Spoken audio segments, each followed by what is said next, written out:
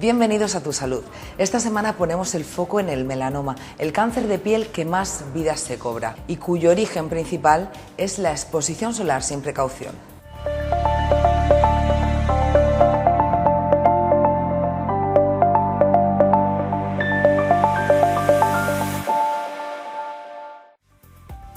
En el programa de hoy conocemos a Lidia del Mar y Mari Carmen Caravaca, dos murcianas a las que han diagnosticado recientemente melanoma, un cáncer de piel muy peligroso que podemos prevenir protegiéndonos del sol.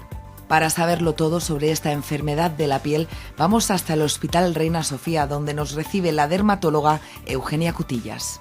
Del Reina Sofía nos trasladamos a La Risaca, donde están ubicadas las instalaciones del Instituto Murciano de Investigación Biosanitaria Pascual Parrilla. Allí conocemos los trabajos que se están llevando a cabo con el objetivo de avanzar en el tratamiento del melanoma. Al hilo de la temática en la que profundizamos esta semana, José Manuel López Nicolás nos habla de cremas de protección solar en la sección Desmontando mitos sobre salud. Volvemos a la consulta de nuestro médico de atención primaria para responder a las dudas de los ciudadanos en la sección Consultorio Abierto. En el ejercicio de la semana os proponemos una secuencia para fortalecer la zona lumbar. Y visitamos el Hospital Los Arcos del Mar Menor para aprender a realizar una correcta movilización de pacientes. Os mostramos dos maniobras muy frecuentes que nos pueden provocar lesiones si no las hacemos de forma adecuada.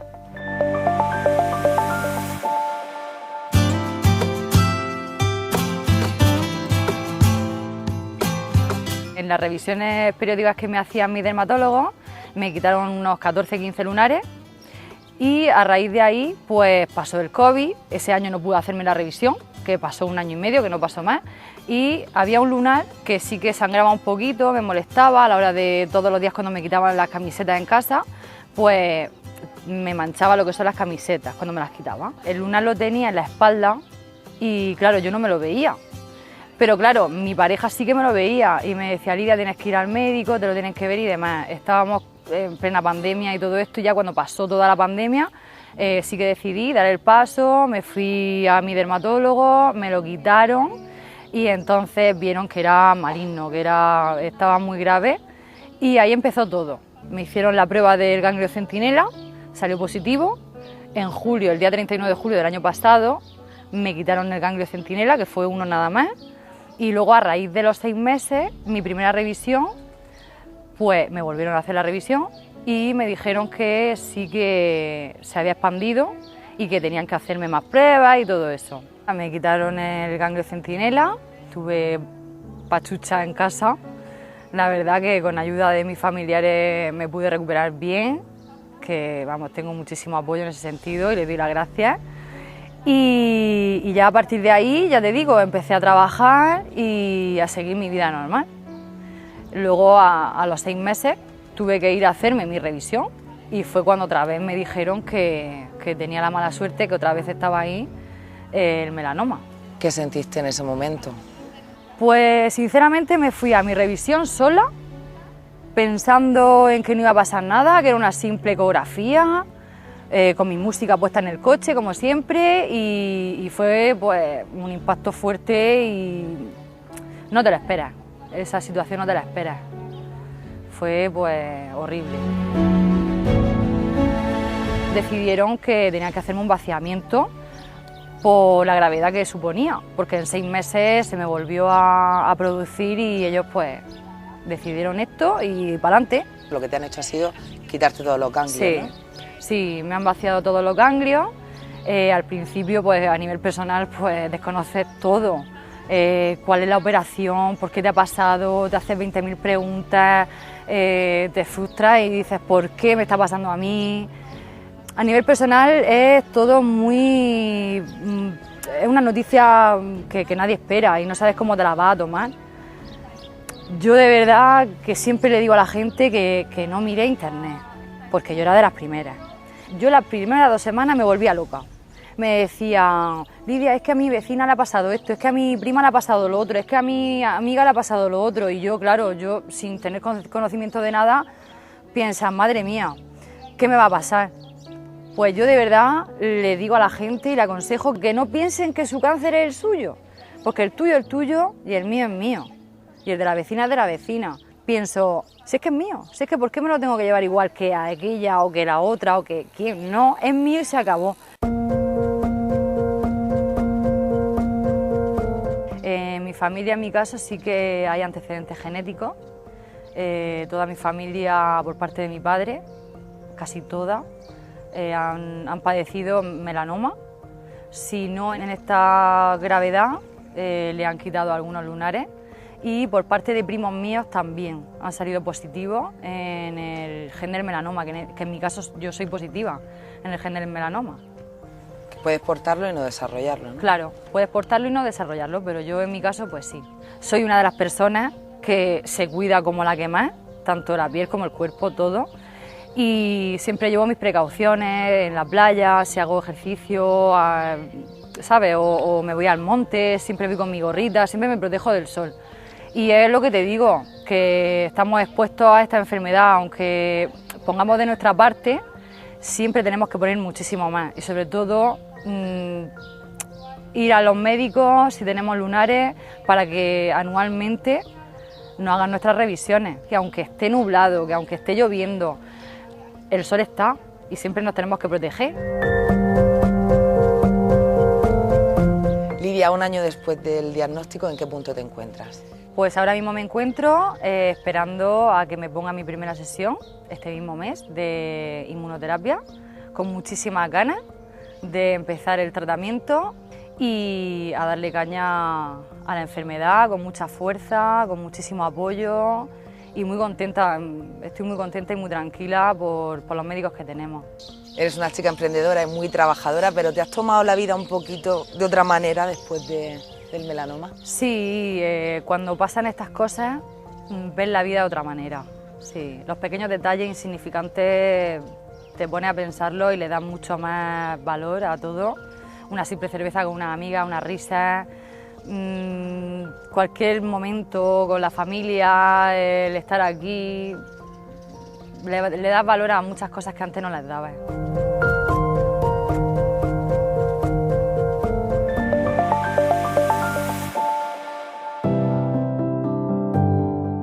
La genética de Lidia está detrás de su melanoma. Sin embargo, no es el caso de Mari Carmen, una mujer de 52 años que reconoce que ha tomado mucho el sol sin protección y ha confirmado por su experiencia que es cierto que la piel tiene memoria. Yo tenía un lunar que siempre he tenido toda mi vida en el muslo izquierdo. Era un lunar pequeño, pero en verano empezó a cambiar de color y de forma. No me molestaba, no picaba, no era feo, pero era pequeño. Pero en febrero fui a mi médico de atención primaria, el doctor Gomariz. Sabes tú que ahora hay el sistema que te echa la foto, lo mandan a Derma. Eso fue en febrero, al final, y el 3 de marzo ya me habían llamado esa semana para darme cita para que me vieran el lunar. Yo iba tan tranquila, 3 de marzo, con la doctora Eugenia Cutillas. Nada, entré a la consulta, ella me llamó porque me dijo que lo que vio no le gustó, pero yo digo, bueno, sin ninguna prueba, hoy me harán las pruebas y demás. Ya me dijo directamente que era un melanoma, me hizo una eco, claro, el melanoma lo asocias a un tumor, a cáncer, me quedé fría. Yo tenía referencias de lo que era un melanoma por un familiar cercano que fue horrible, por eso yo en ese momento no me dio mucho tiempo a pensar. Eugenia es encantadora, entonces ella me iba explicando, yo tampoco la escuchaba mucho. Me hizo una eco y me dijo que si me parecía bien me lo extirpaba en ese mismo momento. Entonces yo ahí ya pensé, esto tiene que ser malísimo. A los 8 o 10 días me llamó Eugenia, súper contenta, que mira, había tenido una suerte increíble, que el melanoma había crecido hacia arriba, porque eso lo tenía muchísimo tiempo, y la raíz, en vez de ir hacia la dermis o ganglios, había ido hacia arriba. Pero la palabra melanoma te da miedo, te asusta, la asocia al cáncer y a los tumores. Y ya está, he tenido mucha suerte. Era un lunar a lo mejor de 3-4 milímetros, poco pequeño. Era como una peca, conforme pasaban los años se me iba poniendo oscuro. Yo ya fui al dermatólogo hace muchos años, me dijo que no tenía importancia. Y este verano pasado, cuando estás en la playa, sabes tú que te vas mirando, me di cuenta ahí, ¿vale? De que eso cambiaba de color, se puso como de un color entre rojizo y marrón más oscuro, tenía 3 colores. Y la forma, en vez de ser redondo, era irregular, tenía como una estrellita. Ese fue el cambio en pocos meses. Ya te digo que lo fui dejando porque eso que ya pasa el verano, yo no le di importancia.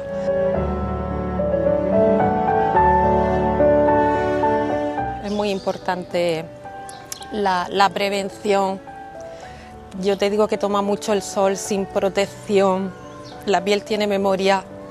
Cuando nos dicen que escuchas que hay que protegerse, que la piel tiene memoria, pero tú no haces caso, quieres ponerte morena, no haces caso a eso. Pero es muy importante, protección solar, vigilar cualquier mancha, cualquier lunar, acudir a tu médico y vigilar eso. Y no dejarlo pasar. Y no dejarlo pasar, porque muchas veces ya te digo que mi lunar era muy pequeño, cambió de forma y color, pero no era llamativo, ni feísimo, ni rugoso, ni doloroso. Pero bueno, fui a la consulta por otro motivo y ya se lo comenté. Y mira, de no ser nada, en 2 semanas, pues sin lunar y siendo un melanoma. Yo en este lunar nunca me he puesto protección, porque como las piernas las tenemos tan blancas y quieres ponerte tan morena, y mira que soy mayor y lo tenía que haber hecho y no lo hice. Por eso los hábitos en la protección solar, sea invierno, verano, es muy importante. Parece una tontería, pero mira, yo he tenido la gran suerte de que no haya ido a más y esté perfecta, pero mucha gente no. Pero es muy importante la protección solar. Entonces yo casi no he utilizado protección solar, he tomado mucho el sol de joven sin protección solar y luego pues estos son los resultados de no cuidarse y de no ponerse protección.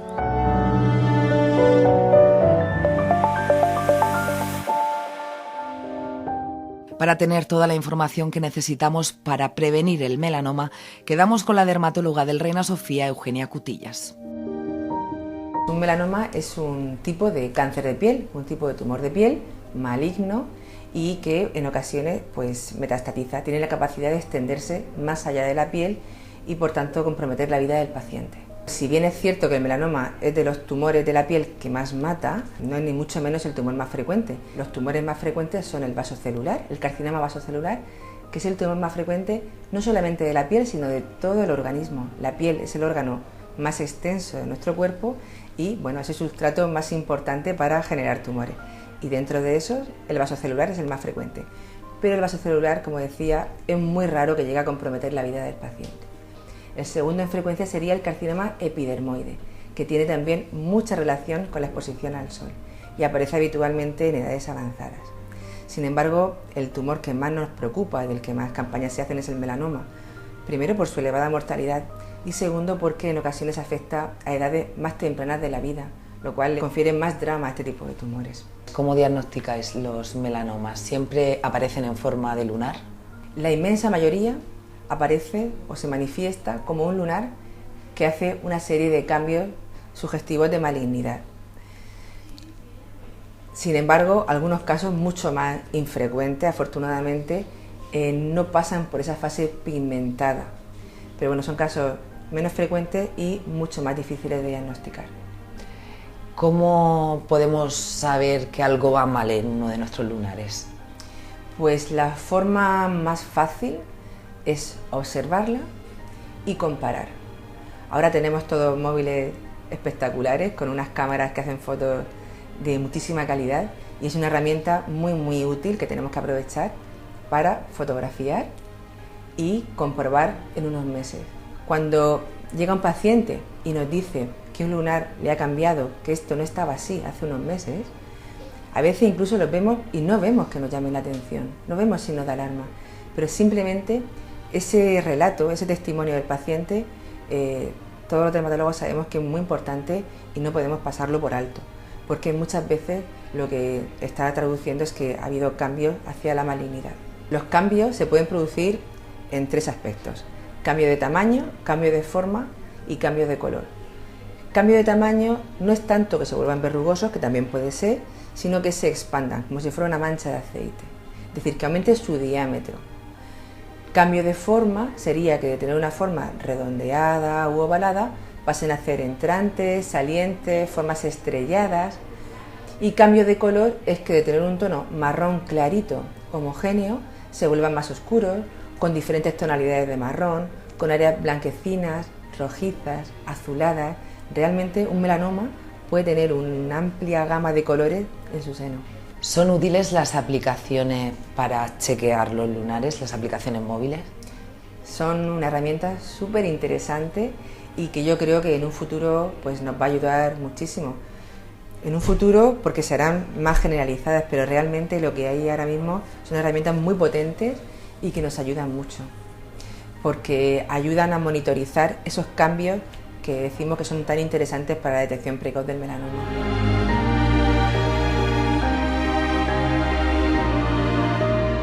La localización más frecuente depende del sexo. En varones son más frecuentes en la espalda y en mujeres en miembros inferiores.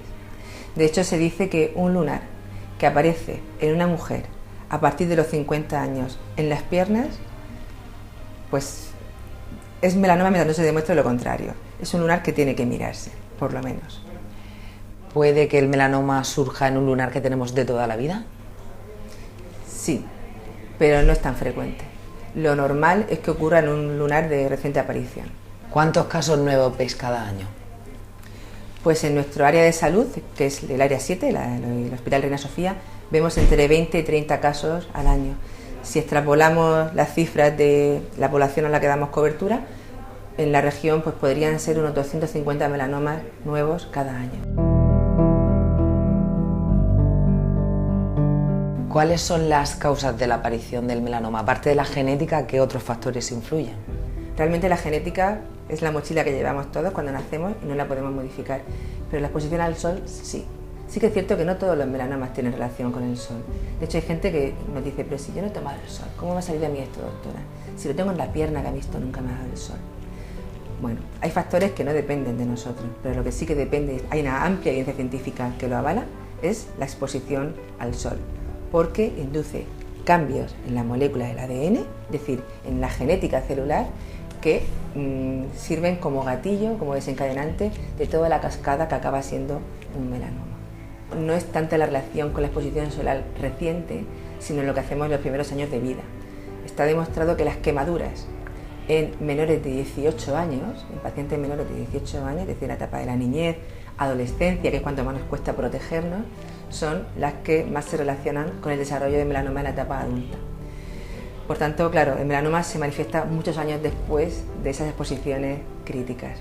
Al final es como bueno, un vaso que se va llenando de agua, llega un momento en el que se rebasa ese límite y empiezan a aparecer las complicaciones de la exposición crónica al sol.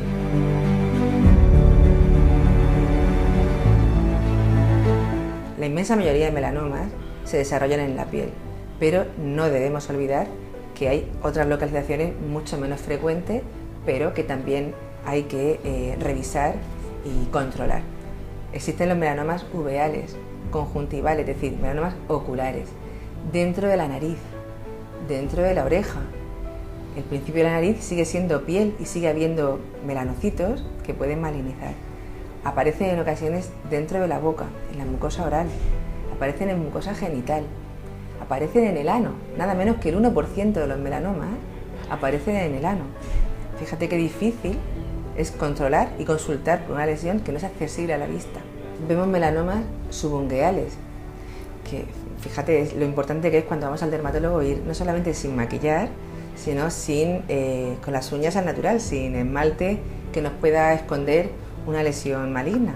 Vemos melanomas en cuero cabelludo, que ahí realmente muchas veces son los peluqueros los que ayudan a nuestros pacientes y sus clientes a detectarlo, a identificarlo y a que nos consulten por ello. Cuando diagnosticáis un melanoma, ¿cómo se trata? El tratamiento del melanoma es quirúrgico, extirparlo. Se estirpa, se determina su profundidad, es decir, cuántos milímetros de profundidad tiene, y porque se sabe que esa profundidad es el principal factor pronóstico. Y en función de esa profundidad y de otros parámetros se determina si hay que ampliar, es decir, si hay que quitar más piel sana o si nos conformamos con la primera extirpación. Y ya luego, en casos muy avanzados, hay otras terapias que, bueno, poco a poco se van incorporando. Es una gran novedad porque hace 10 años no había nada más que eso, pero bueno, sí que se van incorporando nuevas herramientas a este arsenal terapéutico que abre una esperanza a los pacientes con melanoma avanzado. Cuando el melanoma detectamos que se ha extendido a los ganglios linfáticos, el tratamiento quirúrgico se haría vaciando todos los ganglios de ese territorio, para evitar que aumente el número de ganglios afectos y que sirvan de puente para diseminarse a otras localizaciones. ¿Cuáles son las pieles que más probabilidades tienen de desarrollar un melanoma? Pues mira, está claro que la piel oscura y la piel negra es un cambio adaptativo para la zona donde hay más sol y más calor, y al final constituyen una protección natural. Por tanto, cuanto más clara sea la piel, y el caso extremo serían los pelirrojos, menos protegidos estamos ante la radiación ultravioleta y más riesgo tenemos de desarrollar melanoma. Tanto es así que no solamente los pelirrojos son los que más riesgo tienen, sino que incluso aquellos pacientes que sin ser pelirrojos tienen antecesores pelirrojos, también son pacientes con más riesgo de desarrollar el melanoma. Y además son mucho más difíciles de diagnosticar, porque no hacen melanomas muy pigmentados, negros, de estos que llaman la atención, sino incluso melanomas sin pigmento, amelanóticos, que lo llamamos nosotros, lo cual dificulta mucho más el diagnóstico. Pacientes con antecedentes personales de melanoma. Un paciente que ya ha tenido un melanoma tiene un 5% de posibilidades de desarrollar un segundo melanoma. Pacientes con antecedentes familiares de melanoma y, por supuesto, como hemos comentado, aquellos pacientes que se han quemado más en la infancia. ¿Qué consejos nos das para protegernos del sol correctamente, con garantías? Bueno, realmente viviendo en una zona tan soleada como la nuestra, pues las horas centrales del día en las que es tan desagradable estar al sol, pues no estemos, quedémonos a la sombra, en casa, refugiados. Y si no tenemos más remedio, pues protegernos. ¿Protegernos de qué manera? Pues gafas, porque tenemos que proteger los ojos, gorra, sombrero, si es posible de ala ancha, cuya sombra cubra al menos la punta de la nariz, y las cremas solares. Cremas solares han evolucionado muchísimo en los últimos años y se han desarrollado texturas mucho más agradables. Ahora hay texturas que no pican los ojos, que no blanquean, que se adaptan muy bien, que se integran con un poquito de color, sin color, que no pringan. Realmente ya no es una excusa que no nos gusten las cremas para usar un protector solar. La ropa clara, en contra de lo que se puede pensar, protege menos del sol que la ropa oscura. Eso lo tenemos que tener claro. Hay ropa que está adaptada y que de por sí constituye un factor 30 y es un protector físico excelente. Imprescindible, pues protegernos las zonas que llevamos al descubierto, especialmente aquellas zonas que llevamos cubiertas todo el año y de repente las destapamos, por ejemplo escote, mangas, para evitar ese tipo de quemaduras que decimos que son las que más predisponen al melanoma. Los protectores solares tienen una estabilidad. ¿Eso qué significa? Que nos protegen del sol, pero el sol los destruye a ellos. Cuanto más tiempo les está dando el sol hace que esa molécula deje de funcionar. Por tanto, hay que tener en cuenta, para determinar la frecuencia de reaplicaciones, qué hacemos cuando lo hayamos puesto. No es lo mismo que estemos haciendo deporte, sudando, frotándonos, limpiándonos con la toalla, que estemos en el mar, que nos metamos en el agua, que el agua nos retira parte de la crema, o simplemente que estemos expuestos al sol y el sol va como si estuviera digiriendo esa crema solar. Eso no va a ser lo mismo que si me pongo la crema solar y entro en mi oficina a trabajar y estoy todo el día delante del ordenador, porque probablemente cuando llegue el mediodía todavía quede algo de actividad.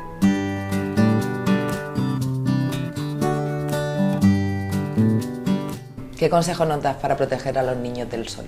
Empezar cuanto antes. Hay edades en las que es mucho más difícil que un niño se ponga una crema, porque son rebeldes por su propia edad. Pero si lo han visto de toda la vida, si nos ven a nosotros utilizarlo, pues somos el mejor ejemplo para ellos y ellos siempre quieren parecerse a sus padres. Tenemos que tener en cuenta que la piel del bebé es una piel inmadura. Entonces, los productos cuando se elaboran y se prueba su seguridad, no es lo mismo una piel de un bebé de 4 meses, que es una piel inmadura y muy permeable, por lo cual un producto que está estudiado su seguridad como para no ser absorbido, en ellos sí que se va a absorber. Y eso lo tenemos que tener en cuenta. Por tanto, hasta los 6 meses los niños no tienen que utilizar el protector solar en crema, tienen que utilizar medidas físicas, gorra, camiseta, el cochecito y todo lo que se nos ocurra. A partir de los 6 meses hasta los 2 años sigue siendo inmadura, pero ya podemos utilizar un protector mineral, que realmente es una pantalla física, hace una película para que la radiación no llegue a la capa basal de la piel, que es donde están los melanocitos. Y a partir de los 2 años utilizaríamos un filtro pediátrico, ¿de acuerdo? Que son filtros con productos un poquito más seguros, normalmente hasta los 8, 10 años. ¿Los más pequeños también deberían llevar gafas de sol? Los más pequeños también deberían llevar gafas de sol. Utilizar productos que sean cómodos, hay algunos que son en pistola, que a los niños les encantan. Utilizar productos que no les piquen los ojos, sobre todo cuando utilizamos para la cara y para las manos. No olvidemos que si le ponemos un producto que pique los ojos en las manos, lo más probable es que el niño se frote y le acaben picando y acabe detestando la aplicación de la crema. Y lo más fácil es camisetas, gorras y medidas físicas. Es importantísimo que conozcamos nuestro cuerpo. Igual que instruimos a las mujeres para hacer la autoexploración para la mama, para ir al cáncer de mama, fijaros qué fácil es mirarnos al espejo, conocernos, hacer una foto y jugar a buscar las diferencias. Ese detalle, que puede ser incluso un juego, salva vidas.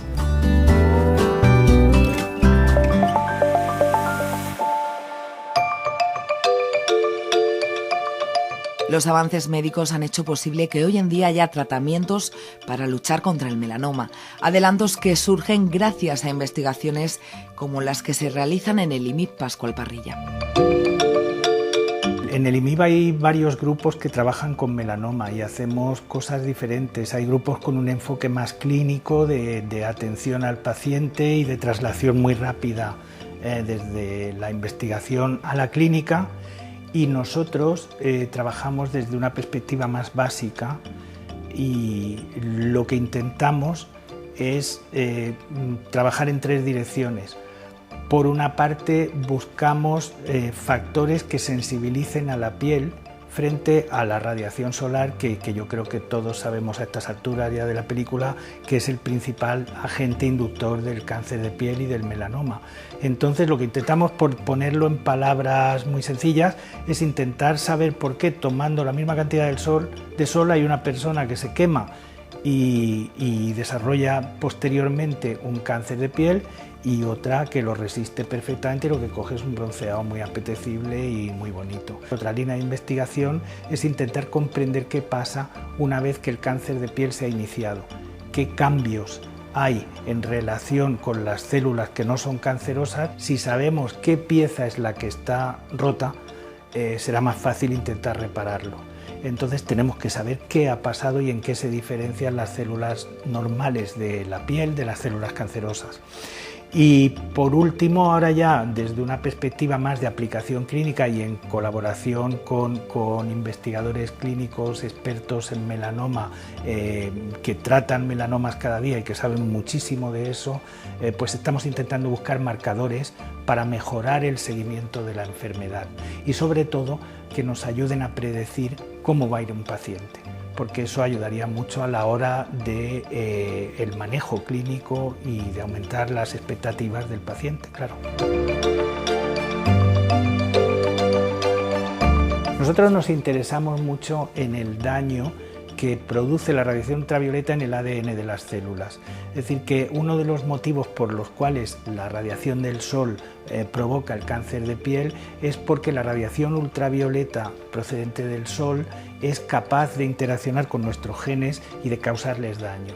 Entonces utilizamos técnicas que nos permiten identificar qué cantidad y qué tipo de daño se ha producido en condiciones que simulan la irradiación solar en células de la piel. Entonces cultivamos células de la piel, las tratamos con situaciones que simulan la radiación ultravioleta solar y vemos qué ha pasado con su ADN, eso por un lado, y luego también utilizamos muchas técnicas de manipulación genética para saber si un gen es importante o no en una célula, pues una forma muy obvia es simplemente inactivar ese gen por técnicas de manipulación genética en cultivo y seguir qué le ha pasado a la célula cuando no puede echar mano de ese gen porque lo hemos inactivado.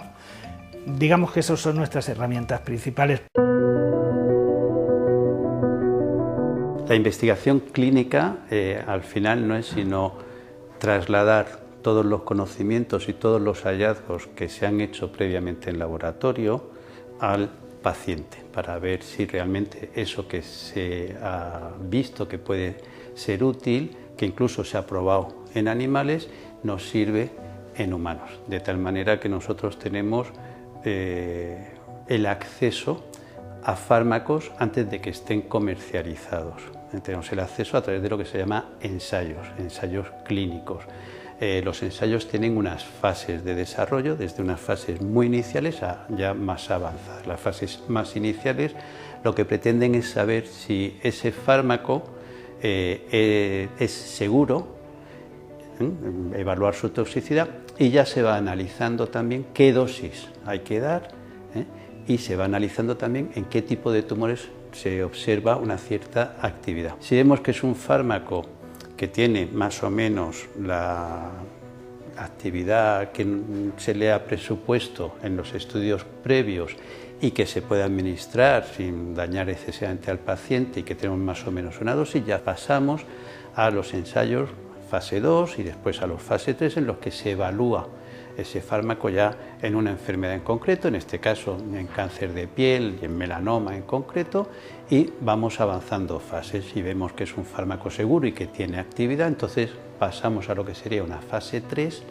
que son los ensayos que comparan ese fármaco o esa combinación con el estándar que hay, el tratamiento habitual que hay, con el fin de ver si es mejor lo que tenemos o lo que parece prometedor, de tal manera que cuando nosotros incorporamos un fármaco nuevo o una combinación de fármacos nuevos, detrás lleva un desarrollo que nos caracteriza la toxicidad de ese fármaco, las dosis que podemos usar, en qué tumor o tumores es eficaz y que es mejor que lo previo que teníamos. Es un proceso pues lento, laborioso, pero que hace que una idea que se concreta en el laboratorio, en la investigación básica que hemos estado viendo, que pasa incluso por la fase animal, acabe concretada, como digo, en un producto que podemos adquirir y administrárselo a un paciente con una serie de conocimientos previos en cuanto a seguridad y eficacia.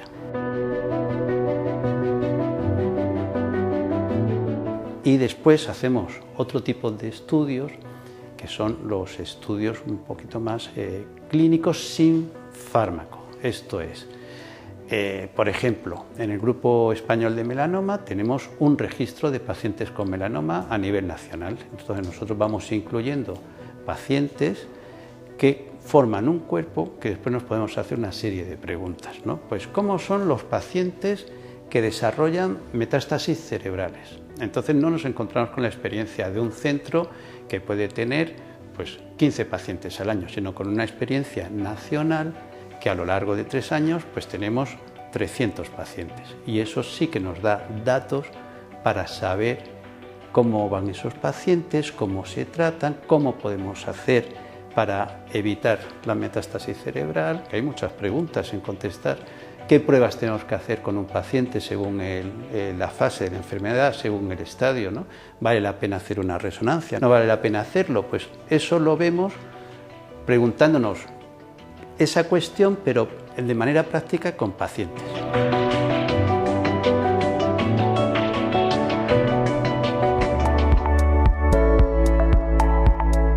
Hoy vamos a seguir desmontando mitos sobre salud, concretamente el mito de las cremas solares. Realmente, ¿por qué nos ponemos morenos? Poca gente sabe que en el momento que nos ponemos morenos es porque tenemos un daño. Nuestra piel está reaccionando, produciendo una cantidad de una sustancia que se llama melanina, que es la que nos pone morenos, pero es un daño que recibe nuestra piel. 2. ¿De qué radiación hay que protegerse? Bueno, realmente de la radiación que hay que protegerse es de la ultravioleta. ¿Por qué? Porque es capaz de incidir en nuestra piel, de dañar el DNA, de crear radicales libres. De la radiación infrarroja realmente no hay que protegerse, porque lo que ocurre es que hace que vibren y roten las moléculas y que produzca que sea más caliente la temperatura, pero realmente no es tan dañina ni muchísimo menos como la ultravioleta. Ya, pero las ultravioletas hay ultravioleta A, ultravioleta B y ultravioleta C. ¿De cuál de las tres hay que protegerse? La ultravioleta C es la de más energía, por tanto sería la más peligrosa, pero es que realmente a la Tierra, a la superficie de la Tierra, no llega la ultravioleta C, por lo cual no es nuestro objetivo. Sobre todo ultravioleta A y ultravioleta B son las dos de las que más hay que protegerse. La ultravioleta A es la que llega en mayor parte, la ultravioleta B viene protegida por la capa de ozono, pero realmente también llega y puede llegar a provocar daño. A y B. ¿Y cómo nos protegemos? Pues nos protegemos gracias a los filtros solares. Hay dos tipos de filtros solares, filtros físicos y filtros químicos. Los dos son muy seguros, los dos son muy efectivos, pero el mecanismo de acción es totalmente distinto. ¿Saben lo que hace el filtro físico? Una especie de espejo. Llega la radiación, tenemos el filtro físico puesto sobre nuestra piel y entonces rechaza la radiación, de forma que no penetra en nuestro organismo y no hay ningún problema. El óxido de titanio, el óxido de hierro, existen muchísimos tipos de esos tipos de filtros físicos, son los que normalmente dejan manchitas en la piel, manchitas de color blanco. Y luego están los filtros químicos, la gente le tiene pánico, pero es que no hay ningún problema, son igual de efectivos e igual de seguros, pero el mecanismo es distinto.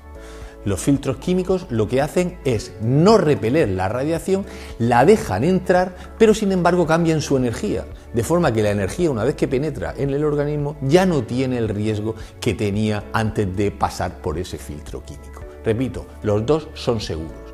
Pero ahora vamos a hablar de otro término importante en las cremas solares, los factores de protección solar.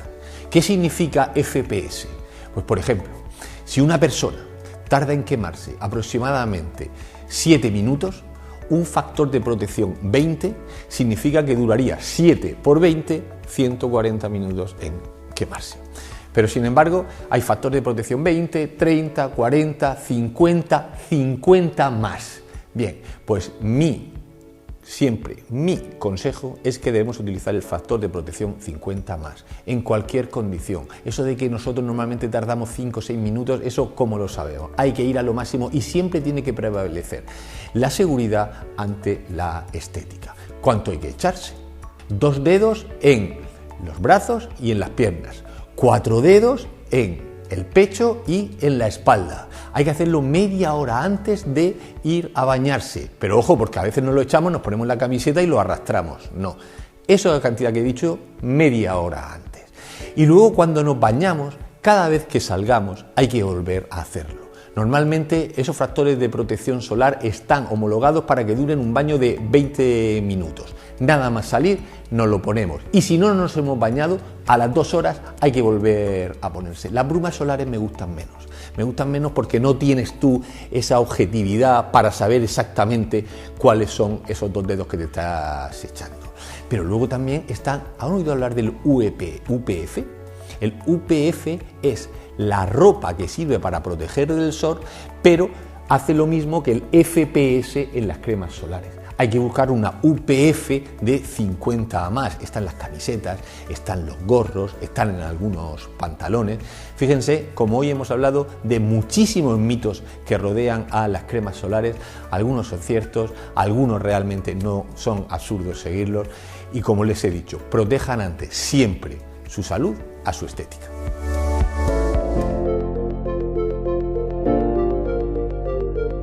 Soy María y quisiera preguntarle al médico cada cuánto tiempo tiene uno que hacerse una revisión de la vista, del oído y de todo eso. Hola María, vamos a ver, las revisiones de oído, de vista, como las que comenta, pues cada persona es diferente, ¿no? No es lo mismo para una persona diabética que tiene que revisarse la vista cada año o cada 2 años como mucho, que una persona que no tiene esta enfermedad o una persona que tenga otra serie de enfermedades oftalmológicas, ¿no?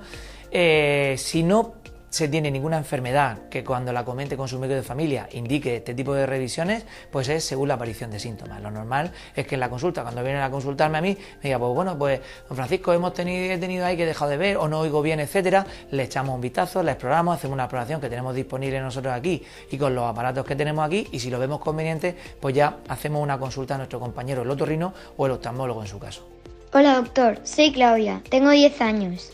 No me gusta la leche y te querría preguntar si hay algún alimento que podría sustituir la leche, o cuál es la leche vegetal o alimentos más recomendables para un niño que no quiere lácteos. Hola Claudia. Bueno, estás en una época muy sensible, los 10 años es una época muy importante, con lo cual, si no te gusta la leche ni ningún derivado del lácteo, hablamos de yogures, quesos, etcétera, es un alimento que sus nutrientes son muy importantes para ti, en la edad en la que estás, ¿de acuerdo? Entonces, tus padres deberían de consultar, si no hay ninguna manera de que lo consumas de esa manera, con un nutricionista, porque esto no se trata de decir, con este alimento me tomo este otro y suplo esto, no, hay que hacerte una dieta equilibrada para que tus aportes de calcio y las vitaminas que lleva asociada a la leche sean adecuadas. En otros alimentos hay muchos alimentos de origen vegetal, la soja, legumbres, hay frutos secos, hay también pescado que lo lleva, carne, etcétera. Pero yo lo que os recomendaría sería que tus padres consulten con un nutricionista para hacerte una dieta lo más equilibrada posible y ajustada a tu edad siempre. Hola, soy Beatriz. Tengo 55 años. Quiero preguntarle al médico si mi problema de tiroides es porque he dejado ya mi regla o no. Hola Beatriz, los problemas de tiroides son muy frecuentes, ¿vale? Hay muchas causas hoy en día que pueden estar detrás de un problema tiroideo, sobre todo los problemas en los que el tiroides funciona por debajo de sus niveles normales, ¿no? Lo que llamamos un hipotiroidismo. Las principales causas son las causas de la dieta, de la alimentación, del tipo de alimentación que llevamos. Por eso es muy importante el consumo habitual de alimentos ricos en sal, ¿vale? En sal yodada, en sal natural, no añadir, no meter más alimentos ricos, no añadirle sal a los alimentos, ¿vale? Hablamos del consumo de pescado, equilibrado con el consumo de carne, etcétera. Pero hay otras posibles causas. La menopausia no es tan frecuente que suele pasar esto, pero ante la duda hay que hacer unos análisis en consulta de tu médico de atención primaria, en el que descartamos que no se trata de un problema autoinmune, que no se trata de un problema de carencial, y en función de eso, si vemos que es necesario, pues mandamos al siguiente nivel asistencial, que es endocrinología, pero no debe de ser el problema por ahí. Hola, yo me llamo Cristina, tengo 29 años, he tenido una nena, tenía la tensión un poco alta y tengo los pezones un poco hinchados, también me duele y quiero saber si me puedes ayudar. ¿Qué es recomendable para ese caso? Y las piernas están un poco hinchadas y quería que me recomiendes qué es bueno para bajar y poner en cuenta el dolor de las piernas. Mira, las cuestiones que comentas son naturales en el transcurso de una lactancia, ¿vale? Y lo importante es que estés dando el pecho y que te encuentres bien. Pueden haber pequeñas complicaciones. Estas complicaciones suelen ser algo banal y yo te recomendaría, para lo que me comentas, podría darte muchas indicaciones, pero te recomiendo que consultes con tu matrona del centro de salud, ¿vale? Que en estos casos te va a ayudar muy bien, tu matrona, o si no lo hubiera, tu enfermero o enfermera del centro de salud, ¿vale? Porque ellos están formados en temas relacionados con lactancia y en cualquier pequeño problema que pueda aparecer con esto, al igual que el tema de las piernas, de la hinchazón, que muchas veces es por un poquito de sedentarismo, por falta de movimiento, la musculatura no favorece el retorno venoso y aparece esto. Ya hay pequeños trucos, pequeñas cosas que se pueden hacer. Lo ideal es, aparte de ello, intentar hacer un poquito de actividad física, salir a dar pequeños paseos, aprovechando con el niño o la niña ahora, etcétera, y consultar con tu matrona, te lo repito así, ¿vale? Espero haberos ayudado. Ya sabéis que tenéis a vuestra disposición un teléfono para mandarnos cualquier audio de WhatsApp que deseéis con cualquier pregunta. Hasta la próxima semana.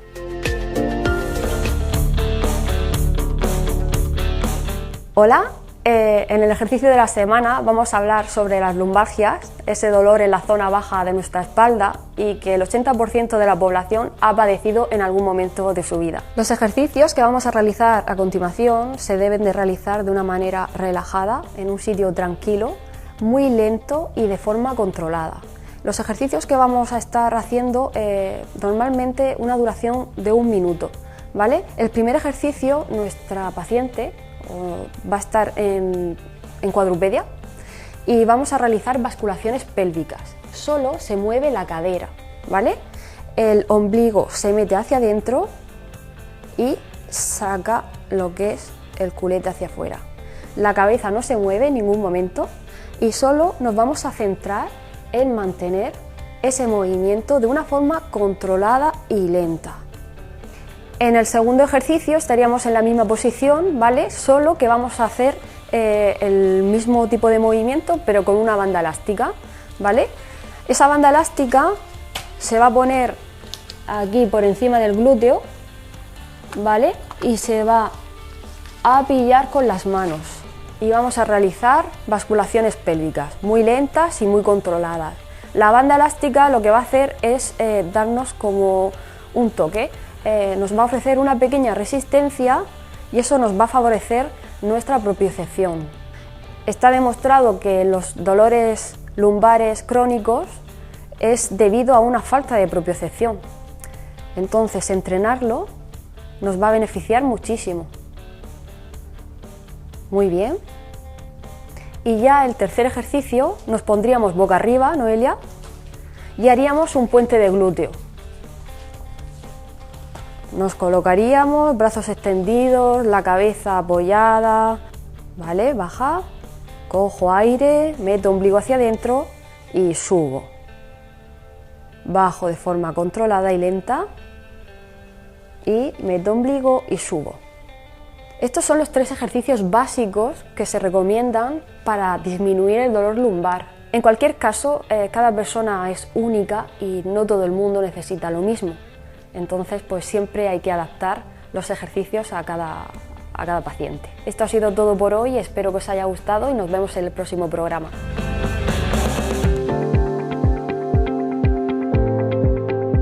Como cada semana repasamos píldoras de actualidad relacionadas con el mundo sanitario. La Risaca incorpora tecnología puntera para hacer frente a los ictus.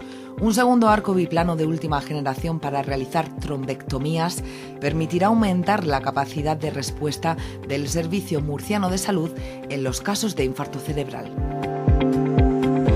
Y el hospital de referencia de la región bate récords con la realización de 7 trasplantes en menos de 24 horas. Este hito sanitario ha sido posible gracias a un equipo de 60 profesionales que implantaron en tan solo un día 4 riñones y 3 hígados.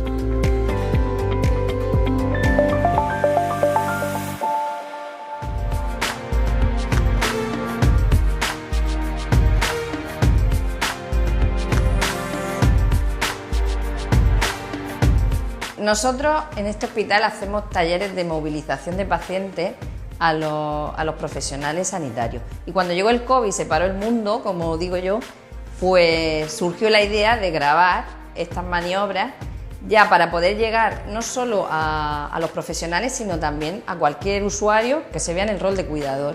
¿Qué maniobras vamos a ver? Vamos a ver cómo pasamos a un paciente de la cama al sillón, que es lo más usual y habitual. Es muy importante saber hacer bien las maniobras de movilización del paciente encamado para no hacerle daño al paciente y no hacernos daño nosotros cuando la practicamos, y que sea una maniobra agradable para los dos.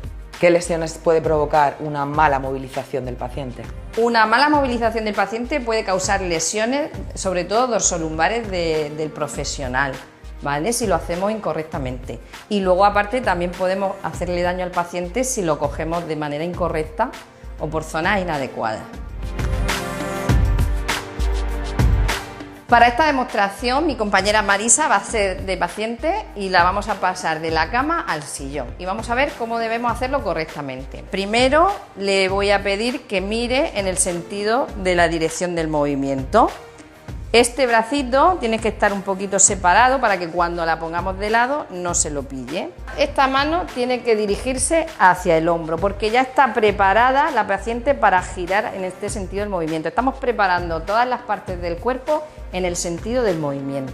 La pierna tiene que flexionarla, pero si mi paciente no pudiera, se la cruzo, ¿vale? Con lo cual ya tengo todo el cuerpo preparado para girar a este lado. Tenemos a nuestro paciente preparado para girarlo en la cama y voy a llevármelo metiendo una mano detrás de su culete y detrás de su hombro y me lo traigo aquí. Esta es una manera de no hacerle daño al paciente. Ahora voy a pedirle que saque las piernas y es importante conseguir los 90 grados de la cadera. A partir de ahí, a mi paciente le pido que empuje con su mano hacia arriba y yo paso las manos detrás de su espalda para ayudar a incorporar a mi paciente. Voy a acercar el sillón lo que pueda, ¿vale? Para facilitar la movilización. Voy a poner un pie dirigido a mi paciente y el otro dirigido hacia donde voy. El paciente se puede agarrar a mis caderas, a mi hombro, pero nunca al cuello. Que los pies estén bien apoyados en el suelo, hacia donde vamos. Prácticamente le hago un abrazo a mi paciente. La incorporo y giramos. Y ya la siento, la acompaño a sentarse. Y la dejaría en el fondo del sillón, llevándole el peso hacia atrás, como si estuviera culeando. Ella tiene que ayudarme culeando. Y para eso vas presionándole en las rodillas. Le voy desplazando el peso del tronco para poder llevármela desde aquí. Hacia atrás le acompaño. El truco para poder llevar al paciente al fondo de la silla es desplazarle su peso hacia el lado contrario y con mis manos ayudo desde la rodilla a que vaya culeando, a que vaya hacia atrás. ¿Vale? Pudiendo dejar al paciente en el fondo del sillón, que es donde debe estar. Otra de las maniobras frecuentes sería la contraria, del sillón a la cama. Exactamente. Cuando quiero pasar al paciente del sillón a la cama, lo primero que tengo que hacer, que tiene que hacer mi paciente, es sentarse al borde del sillón, ¿vale? Para que la maniobra sea más fácil, y lo vamos a hacer otra vez culeando como lo hemos hecho antes para pasarlo. Llevo el peso del paciente a un lado y me traigo la rodilla hacia adelante. El paciente simplemente con este gesto entiende ya lo que tiene que hacer, colabora conmigo. Una vez que tengo a mi paciente en el borde de la silla, para pasarla a la cama, la abrazaría prácticamente, me llevo el tronco hacia adelante, sujeto aquí, nos ponemos de pie y vamos girando hasta sentar. Vamos a ir al fondo de la cama, igual, culeando. Ahora le voy a pedir a la paciente que se tumbe, que se deje, yo le acompaño en el movimiento para que tenga seguridad, se sienta seguro. Si el paciente puede, subirá las piernas, y si no puede, se las subiré yo, una vez que el tronco esté en la cama. Y luego, muy importante, dejar a nuestro paciente correctamente alineado.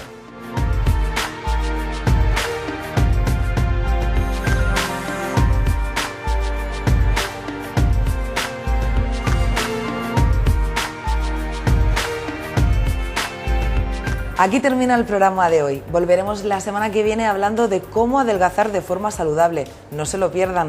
Muchas gracias por estar al otro lado de la pantalla.